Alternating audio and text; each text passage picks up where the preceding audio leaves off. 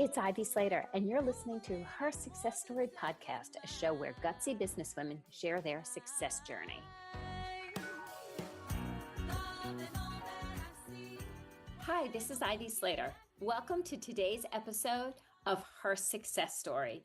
And more importantly, welcome to the beginning of 2026, where we look forward to bringing you amazingly brilliant people who are honest, authentic, down to earth, and truly share their stories so we could learn. We could learn as leaders, we could learn as women, we could learn as the few men who listen to Her Success Story, but that we can truly grow with and see possibility from a new and always potential, what you can step into, what we can do together this year. So today I'm very, very excited to welcome today to the show Dr. Suelyn Hall. She's a trailblazing urologist, an author, an advocate for holistic wellness. She was born and raised in Jamaica, one of the islands that I do love, grew up where her family instilled values of perseverance, ambition, and self-expression. She is incredibly accomplished. She did her medical training, the medical school in New York, where we think we were neighbors at some point when we went back and did like the who do you know where did you like to eat, what did you like to do, where did you live conversation that we did. And now has completely shifted up her trajectory. Her new book that has just come out is How to Get Ahead. And she shares her passion, her story. Most importantly, she has now turned her life in a new direction in functional medicine, being very grounded and authentic in specializing in anti-aging therapies, in specializing in so much for our mental health, our physical health, and more than anything, our happiness. So thanks for joining me on Her Success Story. Thanks for having me. Looking forward to our cute visit together. Tell me a little bit about getting started. Number one, there are not that many women surgeons who are urologists in this country to begin with. So right. Let's go back to a very, very small and how that ended up being your career path. Yes. So born in Jamaica, I was really proud that my parents got out of poverty, allowed my siblings and I to get a better education, not just in Jamaica, but also in the United States, where I was able to go to college at University of Miami, then to medical school in New York, and on to Kansas, where I did private practice for over 25 years before going on to be an assistant professor in academics. And so a whirlwind of different areas to live, Jamaica, New York, Kansas, and now Arizona, and started and now owned my business, Quantum Health and Wellness Center. So that's a new avenue which has been very fruitful for my career. Making that decision, you spent years going to medical school, internship, residency, probably fellowship with urology and surgery, et cetera, et cetera. After those years of dedication and the resilience that it takes for anybody to do that, let alone, somebody who, there's not that many women who do this. What brought you to shift your focus and move more into a functional medicine and natural medicine perspective and trajectory? So in my experience as a board-certified urologist for over 25 years, I found that my patients really wanted more. They appreciate the care and the time I spent with them. They wanted to be heard and to be known that they're being taken care of. So when I went to medical school, I actually had a mentor who was a urologist, and he showed me the appreciation for both medical care and surgical precision.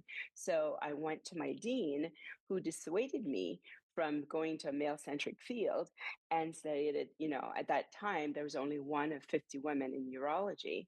Wow. Compared to 10,000 men.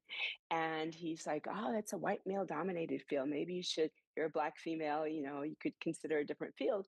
And that just fueled my passion even more.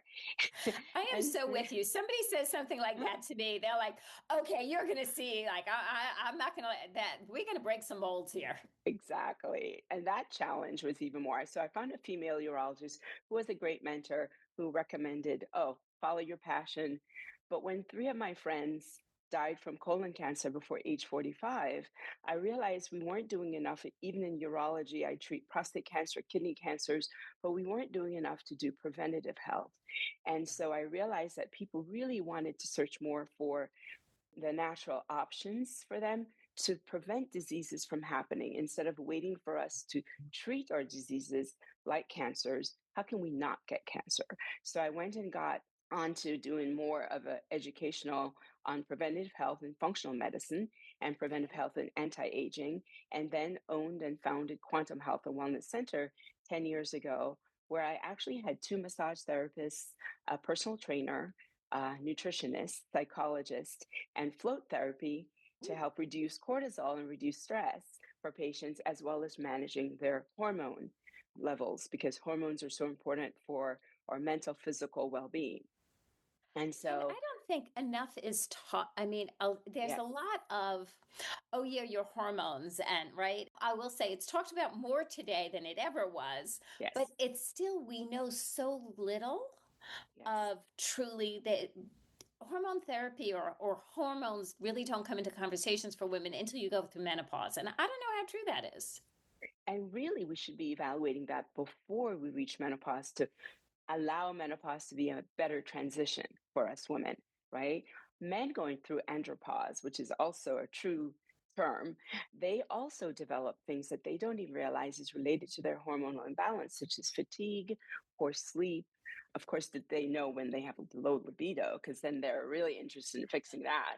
But even mental sharpness and our ability to have strength, bone health, energy, as well as even just communication with friends and family, that is so important to be balanced.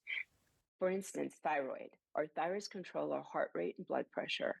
And when people are fatigued in the afternoon, many times their thyroid's off, and that's a hormone.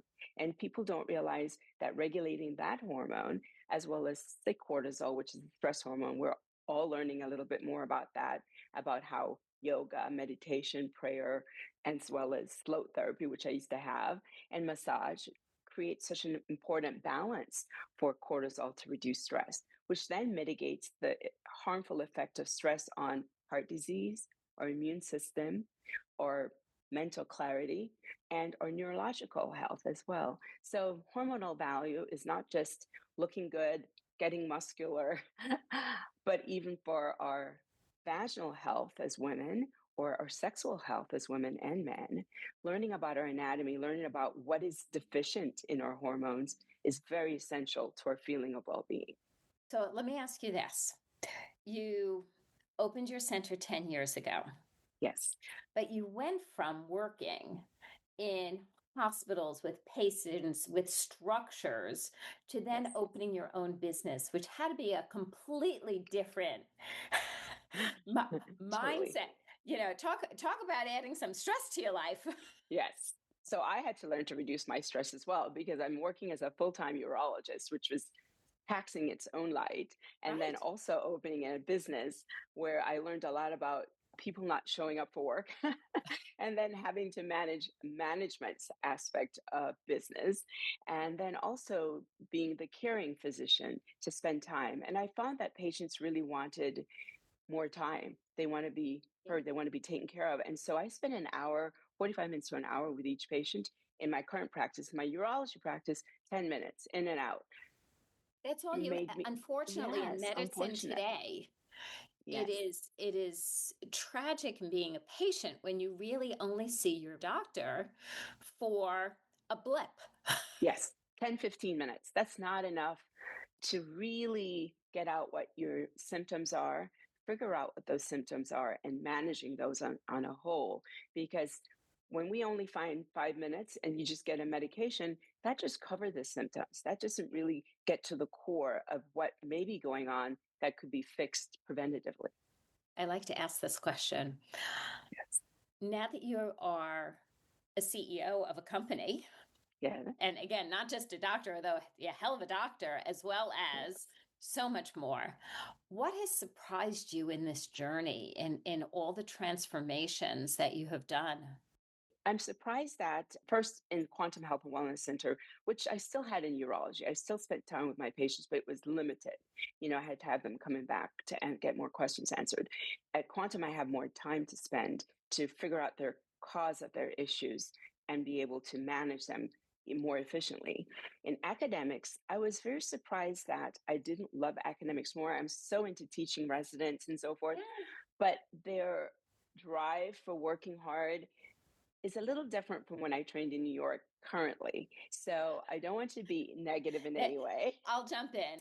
As a New Yorker, I'm just going to say Yes. the energy and drive that New York almost manufactures, propels. I'm working on a good adjectives here, Suelyn. I don't know if I'm getting there, but there's an energy and a drive that there's almost like no other.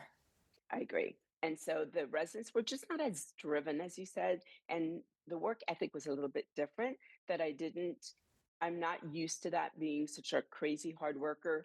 I balance everything though. I work out hard and I play hard and I work hard.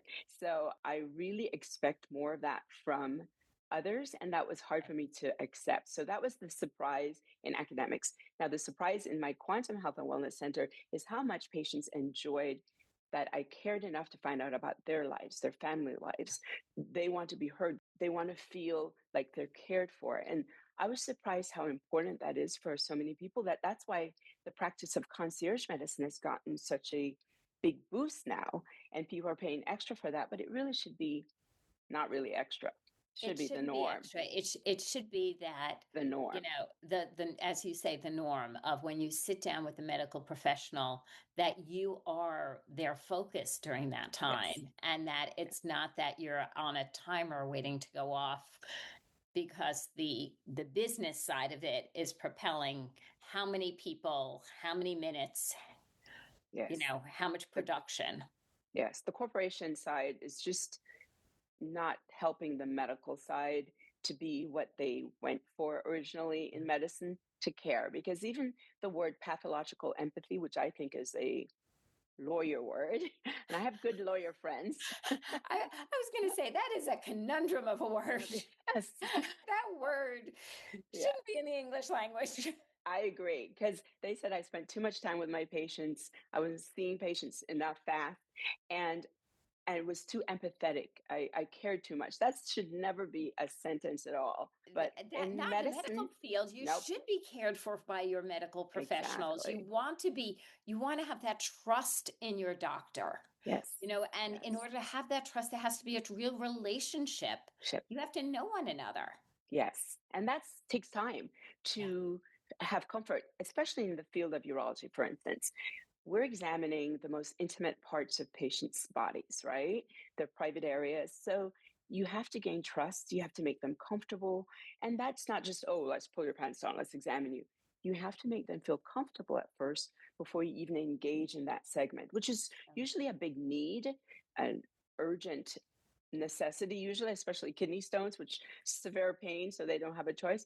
But for more hormonal development, you really need time to visit about what's bothering you every day. How can we gain trust? Because creating trust is the single most important precursor for great experiences, correct. especially sexual experiences too, right? I mean, trust is more important. When you try to love someone, you can enjoy pleasure, but trusting is the most important thing to let go, to be able to let go and enjoy yourself. And that included in our work frame as well as our personal, intimate relationships, which is why I went into writing this book, How to Get Ahead, not just how to get ahead in life, but how to get ahead in your intimate relationships, if that's something that will enhance your life. And usually does. Most of us don't realize that restoring trust with ourselves, being able to communicate our fears with someone else and improving our feeling of well-being helps mental, physical, and emotional well-being. It really helps all of those areas in our lives. So when you have redesigned, I'll use that word, but as you've redesigned your own life now, right? Yes. Completely, completely different. You have your center, you have now a book out. What is one thing for our audience or one tip you could leave to them of we should raise our awareness around, that we should be thinking about? What can we improve for ourselves? So, as a woman in a male field, it was very important for me to embrace my femininity. Don't try to be masculine, even if we're in a masculine world. Our uniqueness and our feminine nature is our power as Yeah. women, right? And we need to embrace that. My husband understands that I'm fiercely independent. And so he's calm and Obviously, quiet. your husband knows my husband. Calm, quiet, no chaos, no drama, right? Freedom without noise. That's really the respect and support he's given me to be able to get to all of these different avenues in life. And we've been married now 31 years, which is sometimes, Congratulations. It's a yes, beautiful thing. it's a beautiful thing. It's unusual, unfortunately, because then one of the reasons I wrote my book is to try to help educate people how they can enhance their intimate relationship, learning about what their partner likes, what they like, and how can they share with someone else that experience that they feel loved, respected, and valued. I love it. One thing to leave our audience with would be definitely go out and get your book, How to Get Ahead. Yes. I know one of my takeaways from today is to make sure that I'm seeking out the support and the wellness that truly has my best interest at heart. Correct. And that's one thing that you're teaching me, and I greatly appreciate that, especially Yes. stepping into 2026. Yes. I hope in 2026, you, as well as all our listeners and readers, will appreciate the importance of their physical, mental, and emotional well being, figuring out what their fears are, increasing and enhancing their intimate relationships with themselves, as well as what they can share with others, because it can make all of our lives so much happier. Because happiness, as we excrete when we have dopamine or neurotransmitter for pleasure, right? Or oxytocin, which is our love hormone, that is what gives us happiness and value and or feeling of well-being. And those are the things I want to share. Those are in chapter 7 of How to Get Ahead in I love it. details. Yes. I love it. And, together, let's lead with happiness. And from a place of happy, we can build and fulfill Yes. every business, every goal, every desire, and let go of the stress in doing that. Yes. And let go of stress. And how manage stress is so key in regards to, yes, you could be stressed, but if you're happy doing what you're doing, it really matters in being able to reduce your stress long term.